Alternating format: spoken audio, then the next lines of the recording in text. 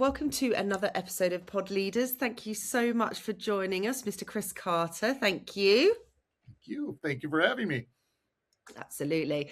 To do a little brief introduction, Chris and I have connected on LinkedIn after he's seen a few episodes of Pod Leaders, which I'm really, really pleased about. So the word is getting out, thank goodness. He sits, he's based in the US. He is the chairman and CEO at Aproyo. Is that the correct pronunciation? Yes. Very good. Brilliant. Excellent. And has a background in a number of different areas. So we're just going to run through that, if that's okay, Chris. I'd love to give our listeners a little bit of a background of where you've come from. Sure. Well, I live here in the United States. I'm out of a little state called Wisconsin, which is literally in the northern part, and it's very cold today. I woke up and it was about 23 degrees Fahrenheit. So It is chilly here this morning. So I've lived here most of my life. I travel abroad continuously, and that's how I heard about the podcast, and I loved it. So I begged you to let me be on it, which you were so kind to do, Rachel. Thank you. And I travel around the globe talking to people around AI, SAP, cloud computing, technology, entrepreneurship. As a matter of fact, I'm giving a presentation in Nashville, Tennessee, the bridal, what do they call that now? The bridal girls and party capital of America or something like that. So if you're going to get married, you got to go to Nashville. But I'm just saying, I'm getting another one out there about how AI is coordinating or messing up with people's minds from an HR perspective and the go forward life strategy, which is very important because everybody thinks AI is going to take away their jobs and they're going to be jobless. But it's to me, I've written 17 books and I try to help people as much as I can. I'm now in my 50s and I've done so much technology.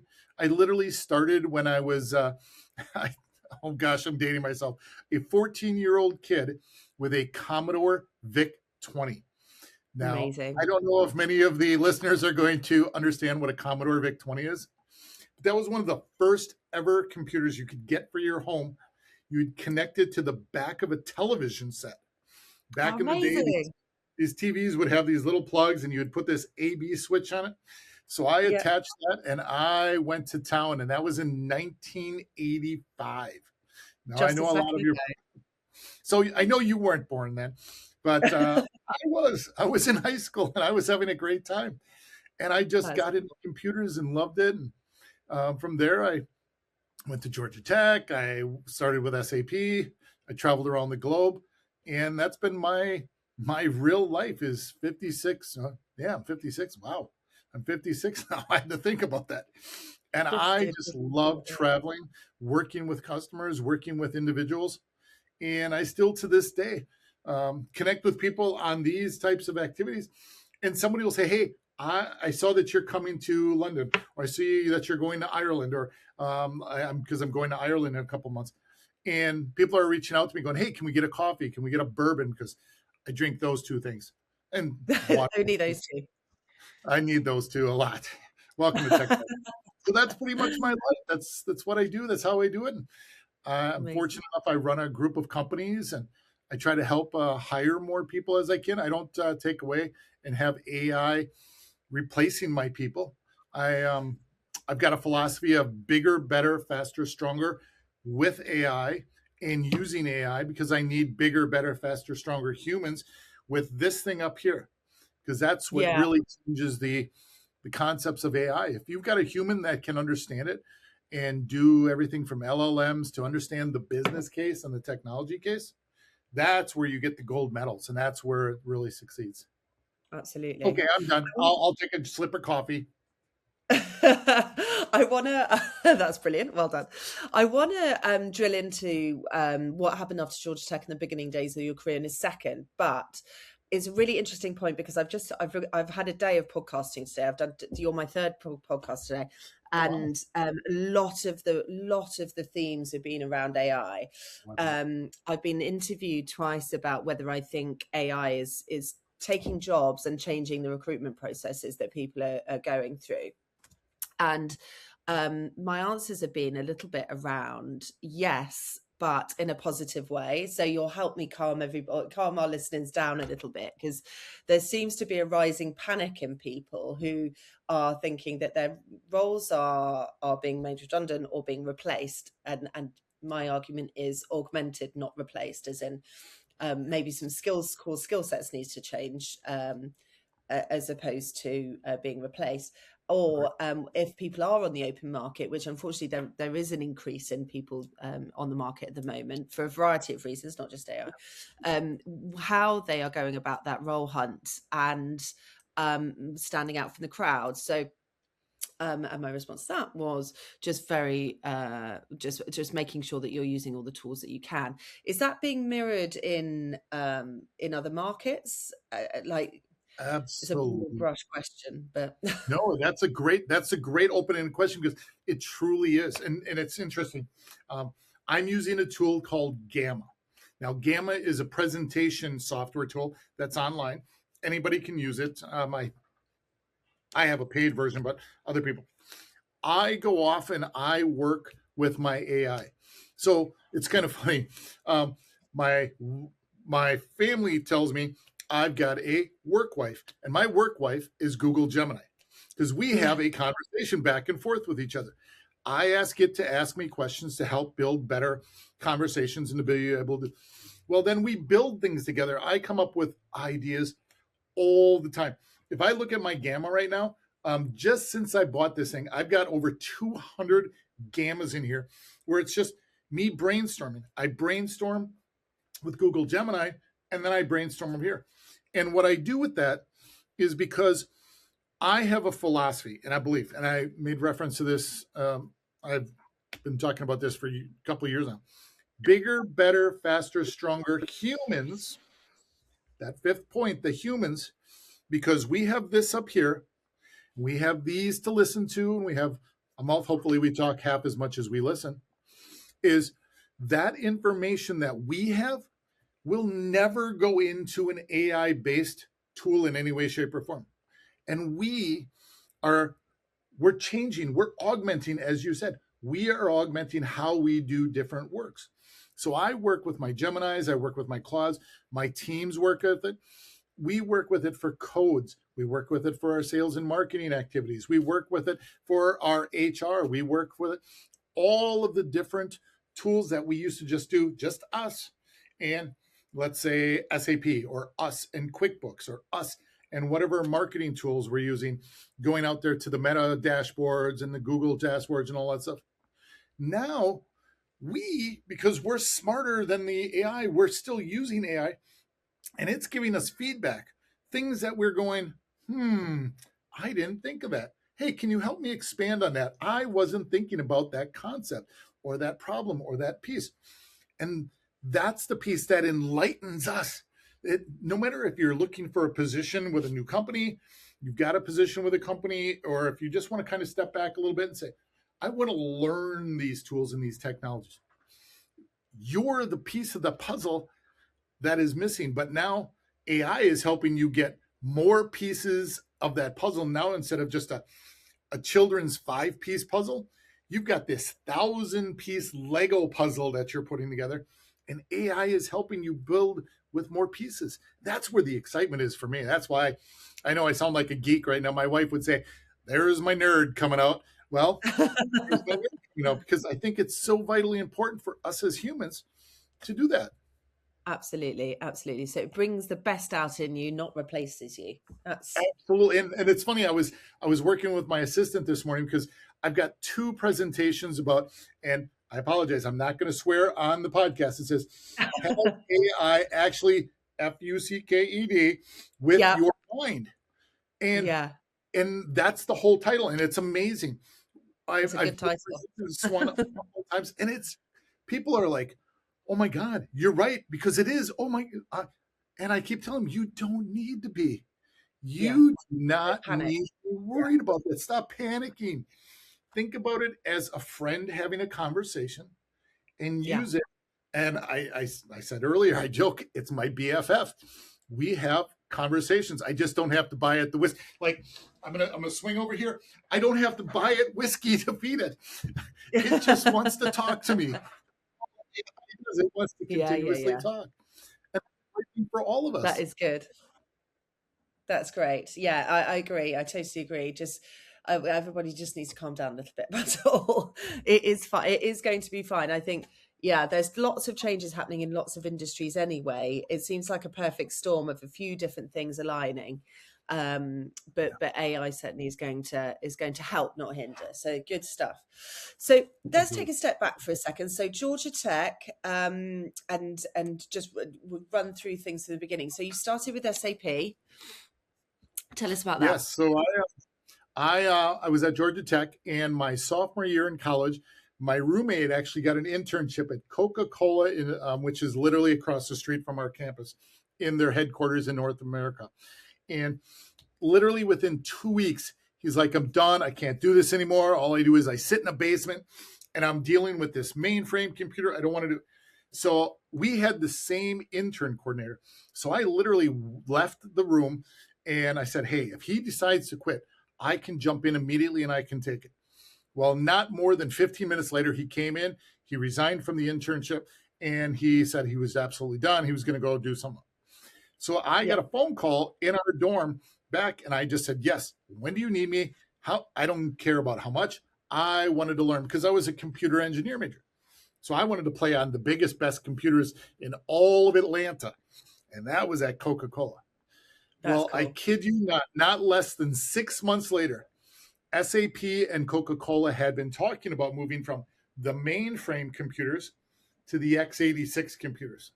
And because I was working on the mainframe computer and I was doing work, and it was a great internship. Everybody should have this internship. You get to do whatever work they need you to do and then study the rest of the time you're there. And they pay Amazing. you credits, they take care of. I'm like, every kid needs that. So I literally got involved with SAP as they were starting to migrate their, back in that time, the largest upgrade cycle in SAP's history to the x86 platforms, these beautiful IBMs and these Dell servers and everything. And it was fantastic. And once I went through that process, they asked me if I would get involved, if I would help. Then they asked me if I would go to training. They trained me, and it was wonderful. We started there, and off we were running. And the rest is history, as they say. That's brilliant. Yes. Um, Yes. so so SAP specialist then. So you're working very hands-on then, or did you stay within that hands-on area? Did you move within the sales side? How did that So I progress? did start at the hands-on high level. I started as a basis administrator. I was doing basic basis. I was doing some ABAP. I was helping them with those.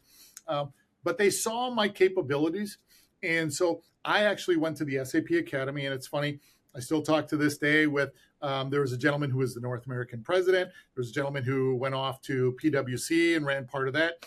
We all went off to different groups and started being a part of different organizations. And because of that SAP Academy training, not only did I have the technical side and the technical chops on that, as they say, I had the sales side of that where I could interact with individuals, take their business pains and problems, and be able to funnel them into the technology on why that was important, how that was important. And it was all because I wanted to keep learning. I wanted to keep educating myself and keep that process.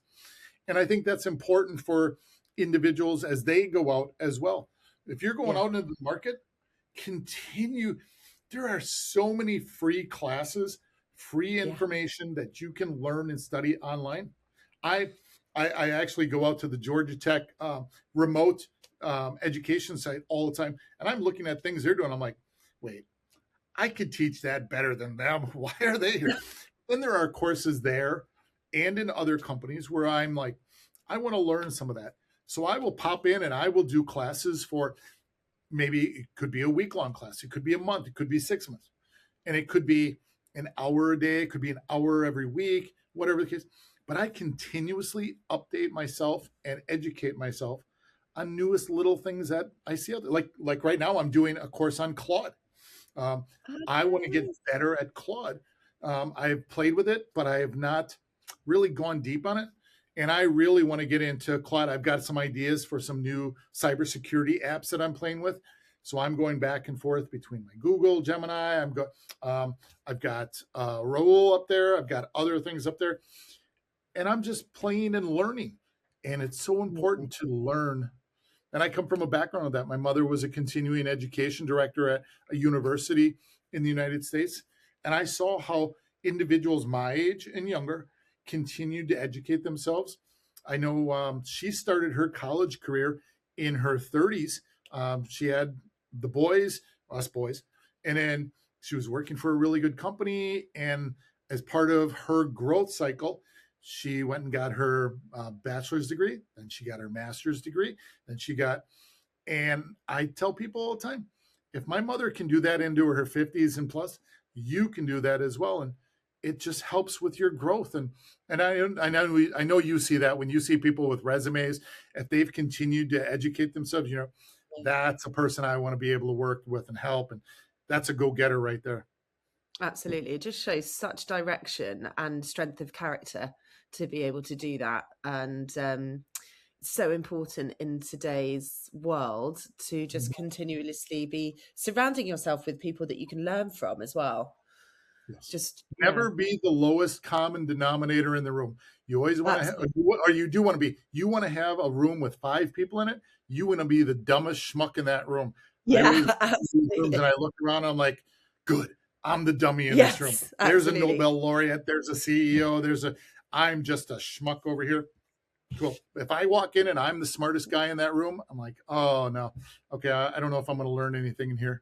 And I think that's important for everybody. Go into rooms with people that are smart and want to help and learn from them.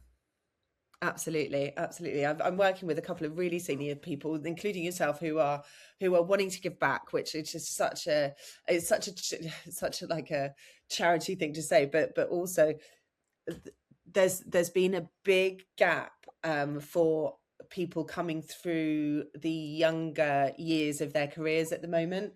There was 3 years where we were all separated for a long time. So just being able to, for the senior members to be able to really give the younger people within our markets help is super important. Rachel, can I ask you a question real quick? I Mhm. see I see stories and articles all the time about how we've gone from this COVID era where everybody was stay at home and everybody was Yeah. a work from home philosophy. Then now all of a sudden, in literally the last 6 months, you see all these companies are like, no, I need them back. And Jordan Peterson just did an article that I read, maybe it was 2 weeks ago on a flight, where he talks about, you know, 1 out of every 3 relationships start at work. Yeah. You get the growth of an individual happens at work because they surround themselves. You have anywhere from, let's just say it's 2 people to 2,000 people in a facility. And the bonding that happens over the coffee clutching, we call it here, and those activities. Are you starting to see that as well in what you're doing every day when you're recruiting? Yeah, absolutely. I think there's a big pushback from people at the moment going or saying that they want a much more hybrid version, and those candidates do tend to be the more senior people, perhaps people with children or further along in their career in that way. Um, and also some younger candidates are also pushing that way. I think the core benefit, if we really drill down to it, of people being in the office is, yes, relationship buildings and feeling support in that way, but also if somebody, for example, is building a bit of code and just over the coffee counter or by the water cooler, whatever, it just says, "Oh, mate, I'm really struggling with this question." With this piece, and I'm not quite sure how to tackle it, and I'm having this core difficulty, and it will be just a 30-second interaction that could change that person's day from frustration into success from that. It's not setting a Teams, can I speak to you, can having a half-hour block which then is pushed to tomorrow, and that question is sat there for that amount of time unanswered and causing that person distress. Just a really quick conversation got that sorted. Phones do help. Teams, of course, helps, but it's so much better just to be able to grab someone for 5 seconds and alleviate either fears or questions that might be happening, and so middle management, senior management, and junior candidates all need to be very aware of being physical in the office, physically in the office, not being So it's just a challenge to try and push that narrative over without it feeling like they just want you back in the office to watch you or to I don't want anybody here to watch them. I want to be able to yeah interact with them. I want to help them as I can. It is hard. I travel a ton, and yeah people try to reach me on text, Teams, Slack, whatever the case may be. When I'm in the office, when I've got I've got 1, 2, 3, I've got 4 monitors and everything going on here. I've got my Slack, I've got my WhatsApp, I've got my Teams, I've got my web, I've got this now. Those things, I can see those immediately when I'm traveling, or even when I'm in my home office. I only have 2 monitors. It's tough. And then to have this type of a conversation is even more difficult because, it's so impersonal. I've gone up to young people that I've known have had issues. We had a young person that unfortunately their father passed away, and I just walked into the office and I said, if there's anything I can do, and she literally started crying, and I just gave her a big hug and I said, you know what, we're also your family. We're here for you. If you need anything, totally, please let me know. If you would like to go home, if you'd like to go get a coffee, the 2 of us just went and had coffee because she knew that my mother had passed away 2 years ago, and it's my mama, so you get emotional. So we just had a conversation. I have a philosophy. It's no matter if it's positive or negative, and I try to make sure that all team members know this. This too shall pass. It's that's so kind. positive things, negative things. You're gonna still love them, and I'm gonna love my mother for the rest of my life, of course, and I even at my age. But even with work things, this too shall pass. You're gonna win a great contract, or you're gonna do something super awesome. But you're also gonna get days where somebody's gonna say, you know what? We don't want to do work with you. We're going to go with somebody else. And you're going to be like, oh my God, we suck. I suck. And but this too shall pass, no matter if it's personal or professional. And I try to get people, especially younger people, to remember that, because it happens. Be more Chris. That is brilliant. Hey, I wish my assistant was on here. She would be rolling her eyes. My wife, look at my kid, my 2 daughters would be like, oh God, no, please be more like Chris. I'm going to take the quote from this and I'm going to use that. Thank you. Absolutely. Awesome. Oh, good stuff. So tell me how we went from Georgia Tech to Aproyo. How did that situation? What a gap. I started multiple companies. I've always been entrepreneurial. I've always wanted to go out and help people and learn. So I took my brain power of SAP, created a cloud that could help companies lower costs and be better with what they're doing rather than bare metal. Now it became a standard cloud that's out there in the ecosystem. I've always wanted to boost people up. I have a philosophy that if you're coming to work for my organization, I should be very honored and very blessed that you're doing that. And as such, what I'll do is I will try to help push you up the corporate ladder of success internally as well as externally. If you go off to become the vice president or the president of a company because I didn't have a spot for you inside my company, I'm damn well going to do everything I can to help you. You go to a competitor, great. Go to a competitor, but I'm still going to be your friend. I'm still going to help you in any way possible. We've had people that have left here, and now one of them is actually a president of a technology company. We don't compete against each other, and we still have coffee once in a while. So I'm all about trying to help and better individuals, better companies, and support them. And I try to do that every day. And it's been a long career. I've had ups, I've had downs. I've sold companies. I've had to put them into the ground, and you'll constantly learn. Every day there's something new to learn something about, no matter if it's technology, if it's about people, if it's about what's going on in the world, if it's about relationships. And it's to me, life is fascinating. I'm very blessed to still be alive at 56. That's wonderful.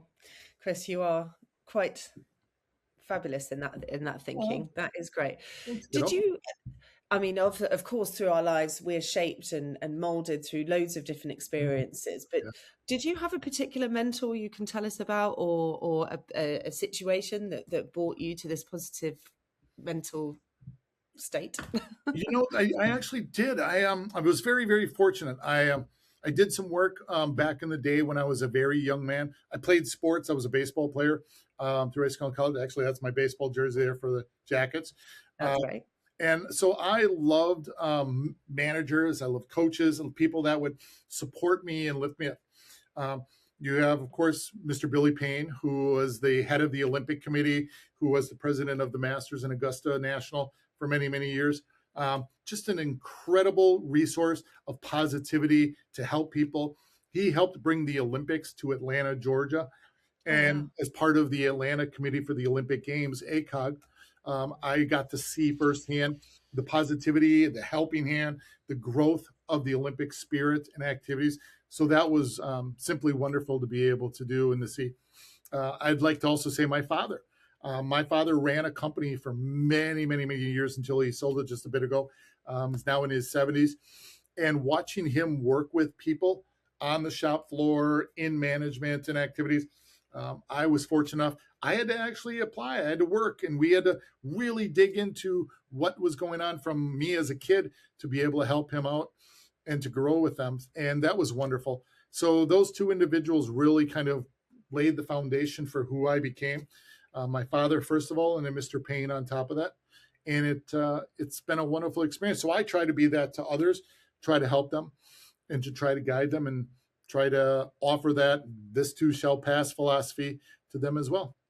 That's really important. Resilience has been something that has been forced upon us over the last decade or so. There's been a lot of challenge. I mean, every decade has its challenges, but with the technological, try and say that quickly, advances over the last 50, life has become complicated and complex, and the stresses that we feel now definitely are different to our parents and theirs.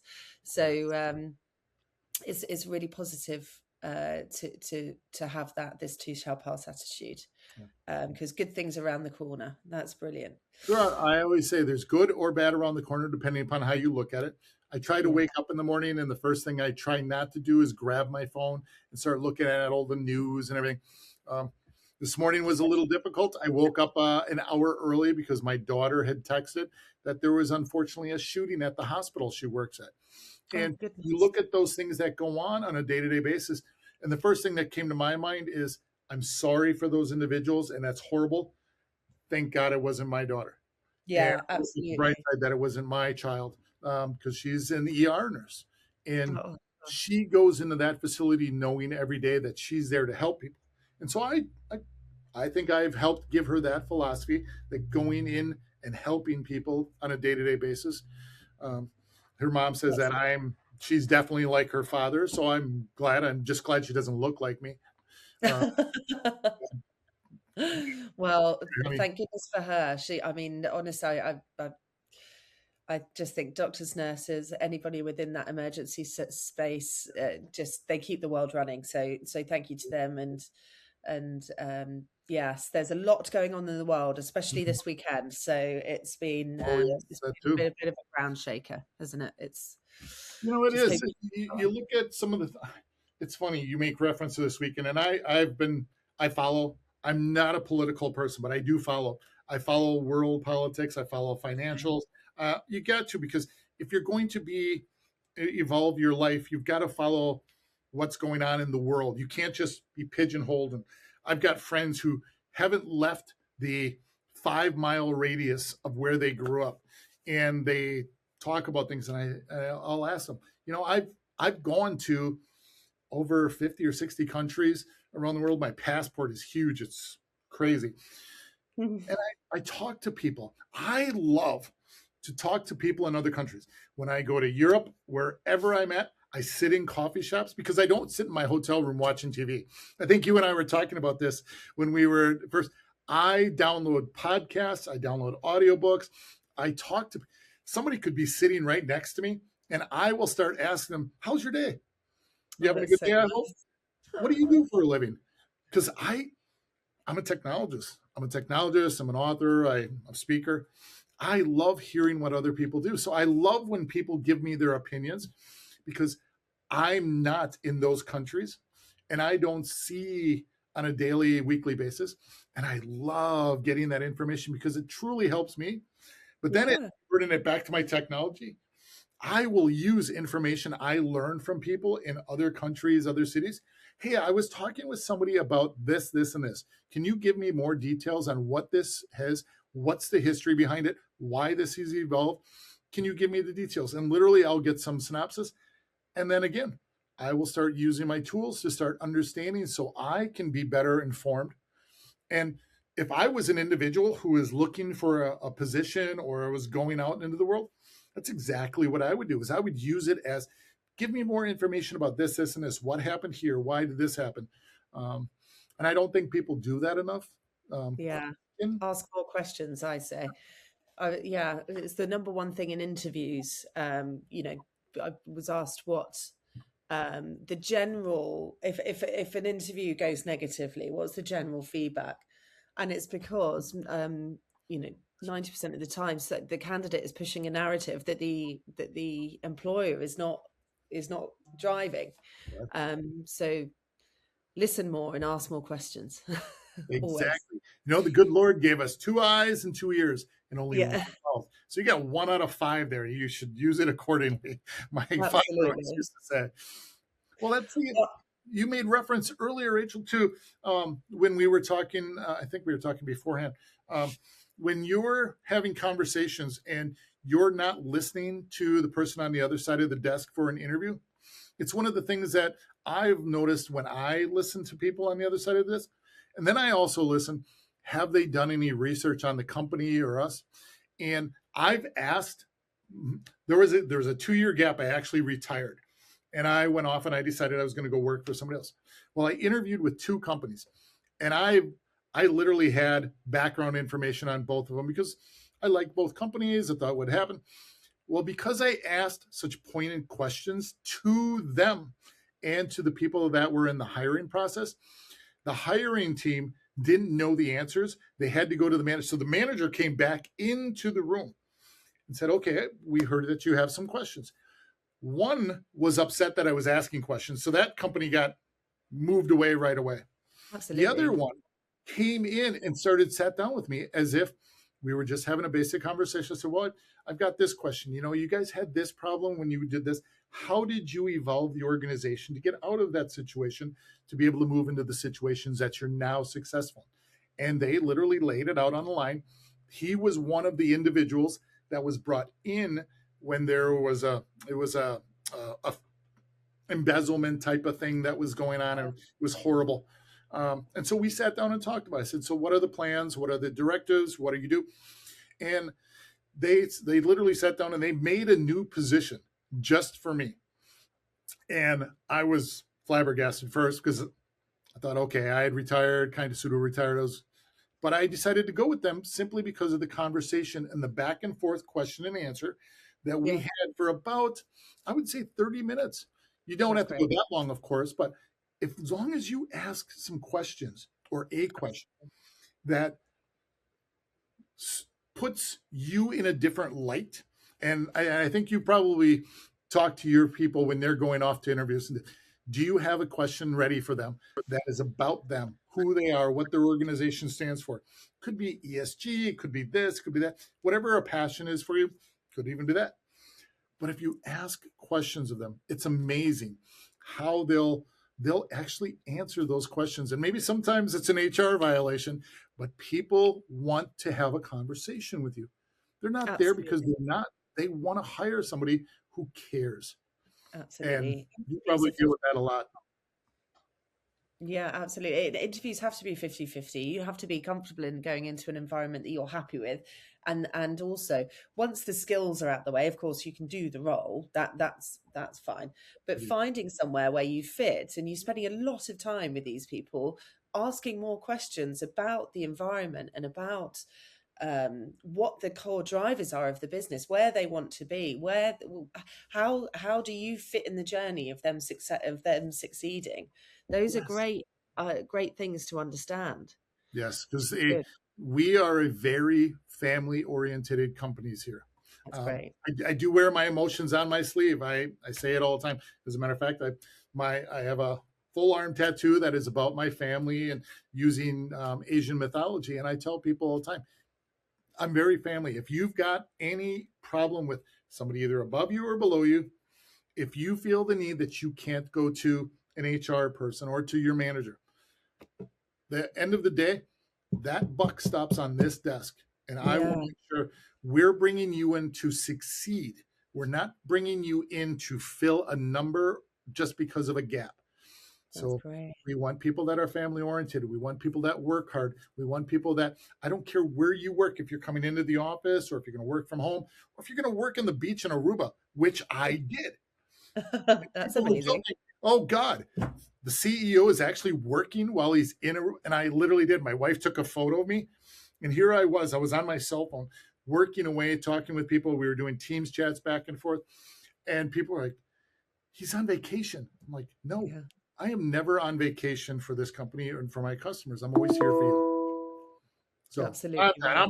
um, I'm done. Talking about the similar situation that you mentioned earlier, can you think of, and I know our guys would love to hear about it, about a particular situation that potentially wasn't going your way, whether it be an individual or maybe as a business, and how did you kind of pull it up and either fix it or make a decision to change it up? Sure. So the one that I talk about quite a bit is one that's very near and dear to me. Is I had a company that unfortunately failed.